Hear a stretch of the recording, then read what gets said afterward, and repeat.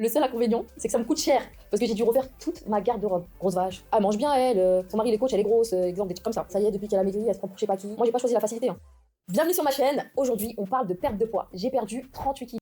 Non, bienvenue sur ma chaîne, j'espère que vous allez bien, bienvenue. Oui, je sais que ça fait longtemps que je n'ai pas posté, mais poster pour poster, ça ne m'intéresse pas. Donc je me suis dit quoi, je vais faire une série où je réagis à la transformation des personnes sur leur perte de poids et je vais vous mettre mon petit grain de sel. Encore une fois, le but, ce n'est pas de critiquer quoi que ce soit, j'essaye de vous expliquer des choses, apporter de l'éducation, faire en sorte de prendre ça avec un peu d'humour pour que ça soit plus léger.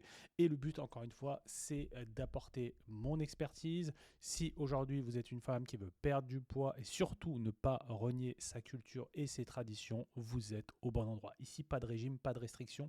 Trouvez le bon équilibre qui va vous convenir. Donc on est parti avec la transformation de Bouchra. Kilos en un an. C'est une dinguerie. Je suis passée de la taille XXL à la taille M. Je vais tout vous raconter dans le moindre détail. Sur ma perte de poids, je sais que ça en intéresse beaucoup, beaucoup. Bah, là, vous allez tout savoir. On reprend du Nous aussi, ça nous intéresse beaucoup. début.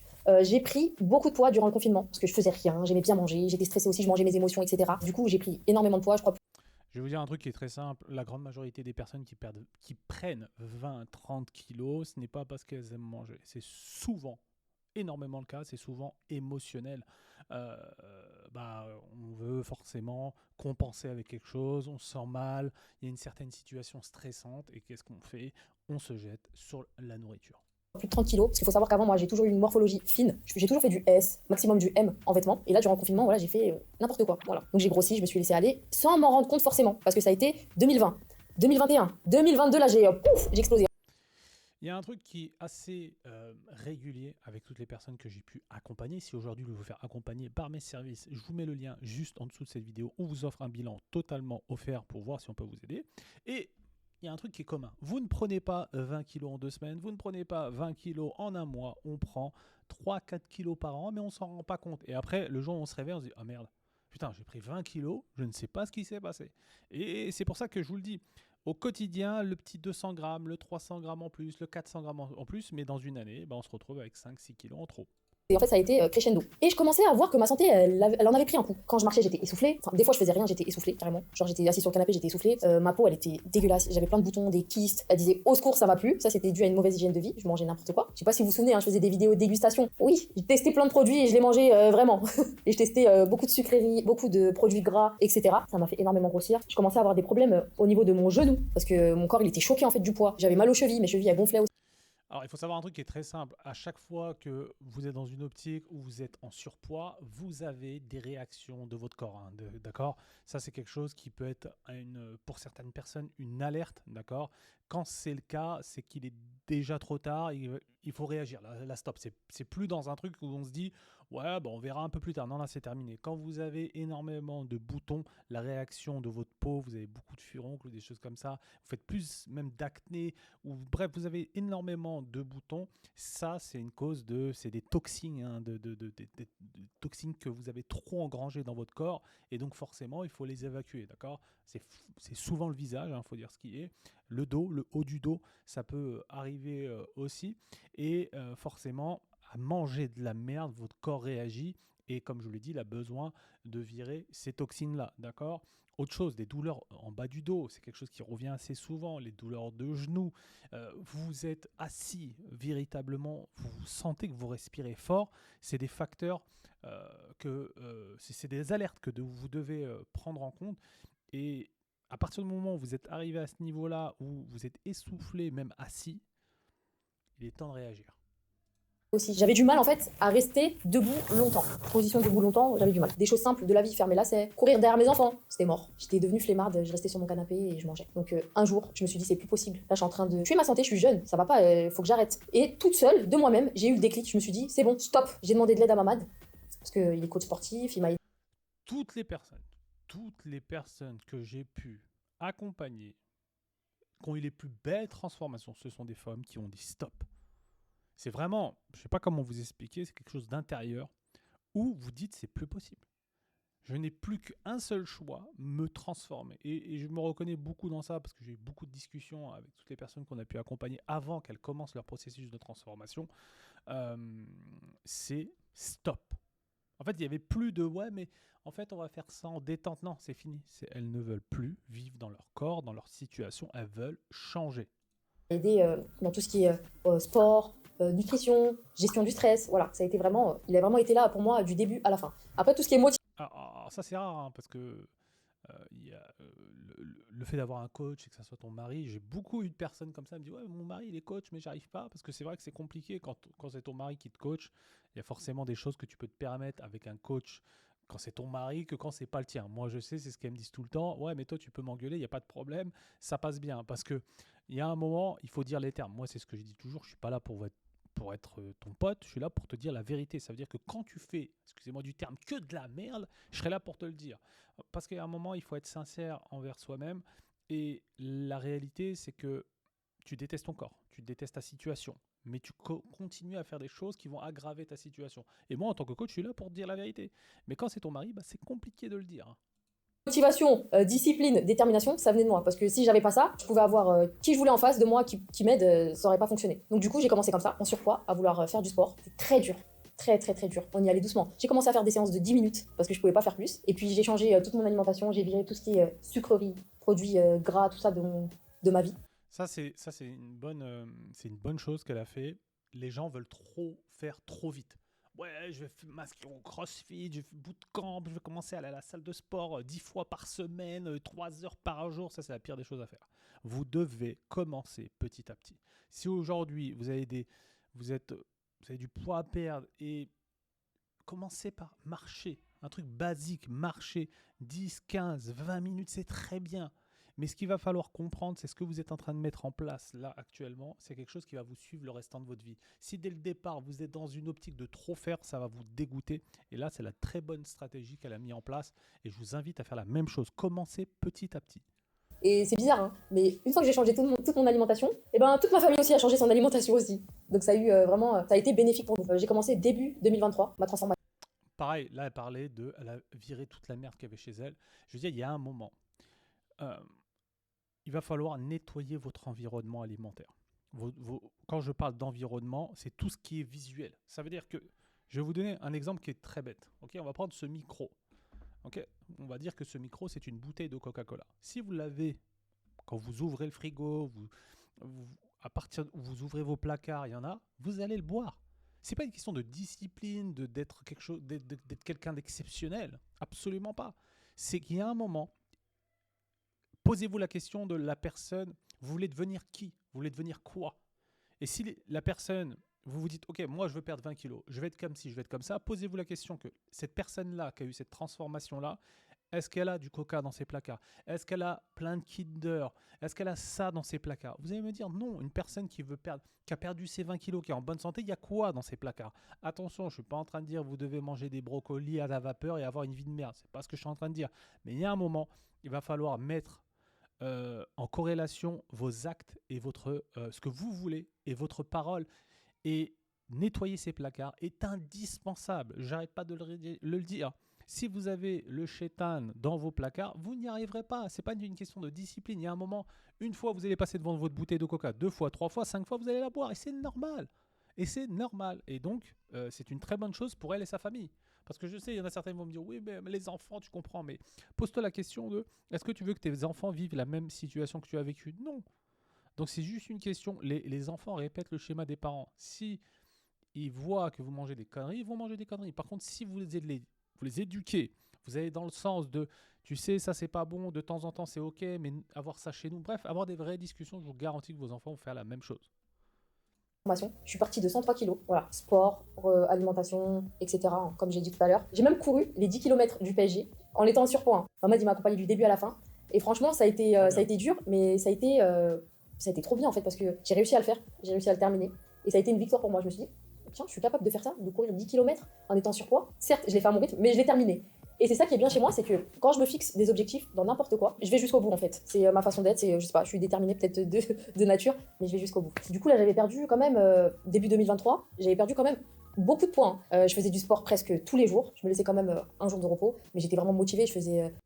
Alors moi personnellement, je suis contre la course à pied, surtout quand vous êtes en surpoids, parce que ça peut vous créer des blessures de genoux, des blessures des douleurs en bas du dos, parce que forcément, le fait de courir, ça crée des impacts sur vos genoux, et avec le surpoids, ça fait encore plus mal.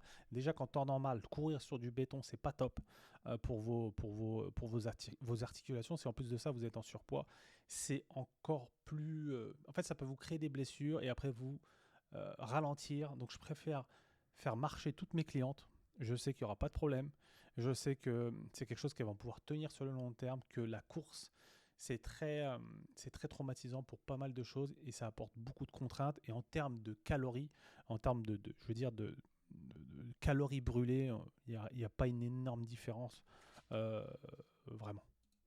Beaucoup de sport, je mangeais sainement, je buvais beaucoup d'eau, je dormais correctement aussi, j'essayais de gérer mon stress au mieux que je peux, grâce au sport, à faire des petites activités à côté, etc. Et il me semble, hein, si mes souvenirs sont bons, la première partie de 2023, j'ai dû perdre peut-être 20 kilos. Ça, c'était quand on habitait toujours en France. Ensuite, il y a eu mon mariage, donc j'étais contente quand même. Hein. J'avais perdu 20 kilos à mon mariage, mais j'avais pas encore atteint mon objectif. Il me restait peut-être 15 kilos encore à perdre. Le destin, je suis tombée enceinte avant d'avoir atteint mon objectif. C'est souvent comme ça. T'es sur une lancée, tu tombes enceinte. Bon, bah, c'est une bonne nouvelle. Donc dans ma tête, je me suis dit, purée, d'un côté, heureusement que j'ai maigri avant d'être enceinte, mais j'ai pas encore atteint mon objectif. Ça se trouve, je vais reprendre tout le poids que j'ai perdu, tout le travail que j'ai fait là à côté. Ça se trouve, il a servi à rien, je vais reprendre tous mes kilos. Donc pendant ma grossesse, qui était très très difficile, j'ai eu le diabète gestationnel, donc j'avais pas le choix de manger correctement de toute façon. Hein. J'avais pas le droit de manger des sucreries, des produits gras, etc. Fallait que j'ai une bonne hygiène de vie. Malheureusement, je pouvais pas faire de sport parce que j'étais alitée. Donc du coup, tout passait par la nourriture. Finalement, pendant ma grossesse, j'ai pris 11 kilos au total. Donc ça va, il y a pire. Mais le problème, c'est que j'ai perdu beaucoup de muscles, vu que je marchais pas beaucoup. Vraiment, je marchais très peu. Je me déplaçais souvent en fauteuil roulant. Et puis, du coup, j'ai accouché par césarienne. Ça aussi, ça a ralenti le processus de perte de poids, enfin, de reprise de sport. Parce que la césarienne, c'est douloureux, voilà. On met plus de temps à s'en remettre, à cicatriser. Je rebondis sur ce qu'a dit sur cette histoire de perte de muscle. Il y a un truc qui est très important. Si vous perdez énormément de poids rapidement, sur les 20 kilos, les gens me disent ouais mais j'ai perdu 20 kilos, mais combien de masse musculaire tu as perdu? Et c'est ça le plus grave. Plus vous allez chercher une perte de poids rapide, plus vous allez sacrifier votre masse musculaire. Et quand vous sacrifiez votre masse musculaire, je vais vous dire un truc qui est très simple. Si vous voulez bien vieillir, si vous voulez ne pas avoir besoin d'une canne pour marcher, d'avoir besoin d'avoir quelqu'un qui vous tient le bras pour marcher, la masse musculaire, il faut l'avoir comme, vous savez, le ciment d'une maison. Si vous n'avez pas de ciment qui tient vos parpaings, tout va s'écrouler. C'est la même chose.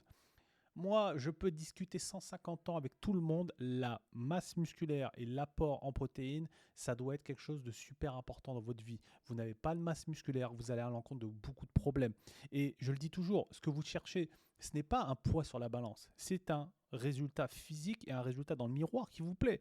Vous pouvez perdre vos 30 kilos. Si vous êtes toujours aussi flasque, vous êtes toujours aussi grasse, vous n'aimez pas votre corps, c'est pas le poids qui va déterminer la définition de ce qui va vous plaire dans le miroir. Si vous voulez perdre, ce que vous voulez, c'est perdre le ventre, vous voulez réduire la cellulite, vous voulez vous sentir bien dans votre corps. Et ça passe par perdre du gras et pas perdre du poids.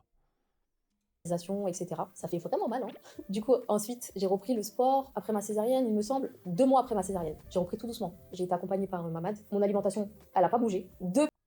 Alors, si vous sortez de grossesse, faites bien la rééducation du périnée. C'est super important. Depuis début 2023, même avant ma grossesse, mon alimentation, elle a pas bougé. Du coup, j'ai repris le sport petit à petit. Ensuite, j'ai continué dans ma lancée, en fait. Sport, nutrition, tout ce qui va avec. Finalement, j'ai atteint mon objectif en septembre 2024. Donc, alors, jusque maintenant, tout est OK, tout a du sens. J'espère juste qu'il ne va pas y avoir une pub sur un thé détox, un thé Wari. Je reste comme ça depuis tout à l'heure. Je me dis, est-ce qu'elle va le balancer? ça va, hein. Vu que j'ai accouché en mars, avril, mai, juin, juillet, août. Ouais, environ 6-7 mois après mon accouchement, j'ai atteint mon objectif et à l'heure actuelle, je fais 65 kilos. Ça n'a pas bougé. Après, là, je vise plus à me muscler, à faire du renforcement musculaire, C'est top. Moi, c'est ce que je vous pousse tout de suite à faire quand vous êtes en train d'entamer une transformation physique. Intégrez de la musculation tout de suite. Parce que dans tous les cas, vous allez devoir le faire et c'est obligatoire. Si vous voulez avoir le ventre plat, si vous voulez avoir un beau physique, il faut faire du renforcement musculaire et de la musculation. Si vous voulez que je vous fasse une vidéo spéciale d'un entraînement de musculation, vous me le dites en commentaire et je le ferai et je vais un petit peu débriefer comment s'entraîner et je pourrai tout vous montrer avec grand plaisir. Mais dites-le moi en commentaire, abonnez-vous, wesh. à raffermir tout ça. Parce que pendant ma grossesse, j'ai perdu beaucoup de muscles. Pendant cette perte de poids, surtout la première partie avant ma grossesse qui était la plus dure, où j'étais en surpoids. J'ai eu beaucoup de hauts et beaucoup de bas. C'est très compliqué quand t'es en surpoids de faire du sport, de changer tout. En fait, tu changes toute ta vie. Tu reprends ta vie en main, tu la changes. Et moi, ce qui a fait ma force aussi, c'est que j'ai partagé toute ma perte de poids sur les réseaux sociaux. J'ai eu beaucoup de messages d'encouragement, beaucoup de soutien, beaucoup de conseils. Et vraiment, c'est ça qui m'a boosté en fait. À l'heure actuelle, comment je me sens après une énorme perte de poids comme ça? Il y en a beaucoup qui me disent, t'as pas la peau qui pend, etc. Non, j'ai pas de peau qui pend parce que déjà de 1, j'étais pas en obésité morbide. Si vous avez la peau qui pend, ça c'est les grosses pertes de poids. Si vous avez vous savez, beaucoup disent j'ai beaucoup de peau, ça c'est les énormes pertes de poids. C'est quand si vous faites un régime et vous mangez rien, oui vous allez perdre 20 kilos, mais le résultat ne va pas vous plaire parce que vous allez avoir énormément de peau, vous allez être flasque, vous allez être fatigué, vous allez être au bout de votre vie et il y a une chose que vous aurez envie de faire, c'est de bouffer de la merde. Mais si vous avez une alimentation, et c'est pour ça que je n'arrête pas de le répéter, et vraiment, je vous invite à cliquer sur le lien juste en dessous si vous voulez un bilan offert où je vais vous montrer par A plus B qu'on peut intégrer des plats traditionnels et perdre du poids, d'accord? Parce que si vous n'aimez pas ce que vous mangez, si vous êtes dans la restriction, ça ne peut pas fonctionner. Si vous êtes en train de renier votre culture, ça ne peut pas fonctionner. Il faut apprécier ce que vous mangez. Si vous appréciez ce que vous mangez et vous perdez votre poids, déjà d'une, il faut comprendre un truc, c'est ça va être quelque chose que vous allez pouvoir faire le restant de votre vie. Ça, c'est la première des choses. La deuxième des choses, vous allez prendre du plaisir dans ce que vous mangez et vous allez éviter l'effet yo-yo. Donc j'avais pas de peau voilà, d'excédent de peau. Et de deux, je faisais et je fais beaucoup de sport. Je pense que ça aussi, ça a aidé à bien raffermir ma peau. Il me reste encore du chemin, hein. J'ai pas encore totalement, j'ai pas des abdos, j'ai pas genre les cuisses ultra musclées. Bon, c'est pas ce que je veux forcément, mais un minimum quoi. Donc il me reste encore du chemin. Mais alors d'aujourd'hui, je me sens 10 000 fois mieux. En termes de santé, je me sens très bien, je me sens légère. Je peux courir si je veux après un bus, je peux courir après mes enfants, je peux faire mes lacets sans problème. J'ai plus mal aux genoux, je peux monter des escaliers, je suis pas essoufflée. Il y a plein de petits trucs comme ça de la vie quotidienne qui me paraissaient chiants avant. Que là aujourd'hui, je suis à l'aise. Même, je peux porter les vêtements que je veux. Avant, j'arrivais plus à m'habiller, par exemple, chez Zara. Il n'y avait plus ma taille, ça y est, c'était mort. Là, aujourd'hui, je fais du M, donc ça va, franchement, je peux m'habiller comme je veux. Là, le seul... Ah, ça aussi, ça, c'est un truc qui revient souvent. Quand on peut pas s'habiller comme on veut, on s'habille ample, on s'habille en noir. C'est pas une vie, c'est pas vivable. C'est pour ça. Moi, je le dis, bien sûr qu'une transformation va vous demander des efforts, ça va pas tomber du ciel, mais le bénéfice, votre vie, comment vous allez la vivre. Posez-vous la question de, ok, vous restez dans votre situation actuelle, rien ne se passe. Si vous faites la même chose, imaginons que vous faites 80 kilos, ok? Si vous ne faites rien, vous allez chercher les 90 kilos, ok? Peut-être que dans votre vie, vous vous êtes dit, moi, jamais je ferai 80 kilos dans ma vie. Et là, aujourd'hui, vous les faites. Vous vous dites, putain, imaginez vous faites 90. Parce que si vous êtes arrivé à 80 et vous n'avez rien fait, si vous faites rien, vous allez faire 90. Posez-vous la question de, si je ne fais rien, qu'est-ce qui va se passer? Et le coût que ça va coûter. Parce que rien faire, ça a un coût. Faire quelque chose, ça a un coût. Il faut choisir le coût le plus cher. Et le fait de ne pas pouvoir s'habiller, le fait de ne pas s'aimer, le fait de ne pas être bien dans son corps, le fait de penser à ça matin, midi et soir, monter sur la balance, détester votre vie, chaque fois que vous mangez, vous êtes là, vous regrettez derrière, ça a un coût. Et ça, c'est un choix que vous êtes en train de faire si vous ne faites rien. Et si dans le deuxième cas, vous voulez vous transformer, oui, ça va être dur, oui, il va falloir changer des choses. Mais le coût à la fin, vous n'allez pas vous habiller comme vous voulez, vous serez heureuse, vous sentirez bien dans votre peau. Je veux dire, il faut comprendre que si vous ne faites rien, vous faites un choix. Si vous faites quelque chose, vous faites un autre choix. Il faut être juste cohérent là-dessus et être clair. C'est l'inconvénient, c'est que ça me coûte cher. Parce que j'ai dû refaire toute ma garde-robe de A à Z. Parce qu'avant, je faisais du XXL, des fois du triple XL. Et là, aujourd'hui, je fais du M. Donc voilà, ça matche plus. Par exemple, la dernière fois, j'ai essayé un ensemble que je mettais avant, qui me serrait quand je le mettais. J'étais grave serrée dedans. Je sais même pas si j'arrivais même à fermer le bouton. De toute façon, ça m'arrivait plein de fois que le bouton explosait. Et à l'heure d'aujourd'hui, je nage dedans. C'est carrément, je peux rentrer 2 boucheras dedans. Et ça, franchement, ça me rend fière de moi parce que ça me fait penser à tout ce que j'ai, tout le parcours que j'ai fait en fait. Ça n'a pas été facile. J'ai transpiré. Ah ouais, j'ai transpiré des litres et des litres. Mais à l'heure actuelle, les efforts, ça paye. Avant, quand j'étais en surpoids, je recevais quelques critiques, mais c'était pas méchant. Franchement, allez, on peut les compter sur les doigts d'une main. Grosse vache. Oh, elle est grosse. Ah, elle mange bien, elle. Je sais pas moi, son mari il est coach, elle est grosse, exemple, des trucs comme ça. Une fois que j'ai perdu du poids, enfin, à l'heure d'aujourd'hui, je reçois des critiques et c'est bizarre, hein, mais c'est tout le temps les mêmes types de personnes qui me critiquent. Des femmes, je pense qu'ils sont pas à l'aise avec elles-mêmes. Hein. Déjà pour critiquer une autre femme, je pense qu'elle doit pas être bien dans sa peau. Ouais, ça y est, depuis qu'elle a maigri, elle se comprend je sais pas qui, elle se la raconte, oh, son contenu il est devenu pourri. Je veux bien comprendre que mon contenu il a changé, etc. Mais maintenant, on me critique sur mon apparence. Ouais, elle est devenue fake. J'en ai pas beaucoup. Hein. Heureusement, j'ai pas beaucoup de critiques. Hein. J'en ai vraiment. Allez, là, on les compte sur les deux mains. Et oui, elle a pris Ozempic, on m'invente des vies, hein. Elle a pris Ozempic, je savais pas ce que c'était, hein. J'ai dû faire mes propres recherches et j'ai compris que c'était un médicament qu'à la base pour les diabétiques et que des personnes le prennent pour perdre du poids, je vois pas l'intérêt. Elle a fait une sleeve, j'étais enceinte, j'ai eu une césarienne. Comment faire une sleeve après une césarienne? En fait, c'est des messages de rageux et de personnes, je pense, que eux, s'ils avaient le choix de m'écrire, auraient utilisé ces solutions-là plutôt que de faire comme moi et de faire le parcours que j'ai. Ok, on va finir là-dessus. Ça, il faut comprendre un truc, c'est ce qui se passe. Et moi, je le vois parce que ça fait 7 ans que je suis dans la perte de poids et que et que je vois les femmes, faut se dire, c'est vraiment, même moi j'ai eu des histoires où c'est la mère elle-même, elle se moque de sa fille, enfin ça c'est terrible, et que vous ne faites rien, on va vous critiquer. Vous faites, on va vous critiquer. Forcément, quand vous allez perdre du poids et vous allez commencer à vous transformer, les gens ont une habitude. Si ça fait longtemps que vous êtes en surpoids, ils vont vous dire, eux, ils vous ont défini comme ça. Ah, elle est gentille. Bon, elle est. Ok, c'est la petite, excusez-moi du terme, la petite grosse là sur le côté.